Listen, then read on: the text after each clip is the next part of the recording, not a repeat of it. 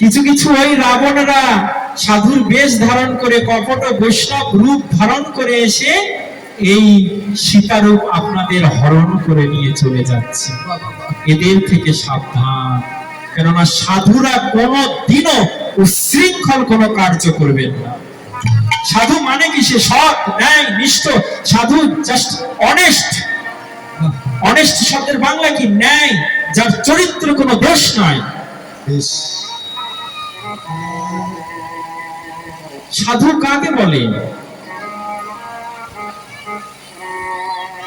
সাধুরা কোনো অনৈতিক কার্য করবেন না। যারা অনৈতিক কার্য করবেন তারা সাধু নয়, তাদের থেকে সাবধান। শুধু বেশ দেখলেই যে তার চরণে দণ্ডবাদ করব, তাকে ঘরে নিয়ে এসে সেই গুরুদেবের সিংহাসনে বসাবো তা নয়। শাস্ত্রের বাহিরে যদি সে কোনো কাজ করে তাহলে সে গুরু নয়। কি গো বাবা? তবে কি জানেন, ওই ত্রেতা যুগের রাবণের চেয়ে আরো ভয়ঙ্কর এই যুগের রাবণ সাধুরা। কি? ত্রেতা যুগের রাবণের 10টি মাথায় 20টি নয়ন ছিল, তাই ছিল না?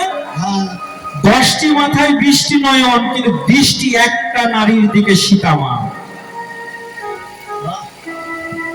10টি মাথাতে 20টি চোখ, 20টি চোখের দৃষ্টি ছিল একটি নারীর উপরে, সেটা হচ্ছে সীতামা। কিন্তু এই কলিযুগের রাবণ রূপী সাধুদের 2টি নয়ন, কিন্তু তাদের দৃষ্টি অজস্র অজস্র রমণী। তাহলে সেই রাক্ষসের চেয়ে এই যুগের রাক্ষস কত ভয়ঙ্কর চিন্তা করো। রাবণের তাও একনিষ্ঠ ছিল, একনিষ্ঠ একটা নারীর প্রতি। ওই কারণেই হয়তো আমার রামকে পেয়েছি। রাবণের কোন সহস্র নারীর দিকে দৃষ্টি ছিল না, এই গুণটা রাবণের ঠিক ছিল। রাবণের এই গুণটা ছিল, সহস্র নারীর দিকে তার দৃষ্টি ছিল না, একটা নারীর দিকে সীতা।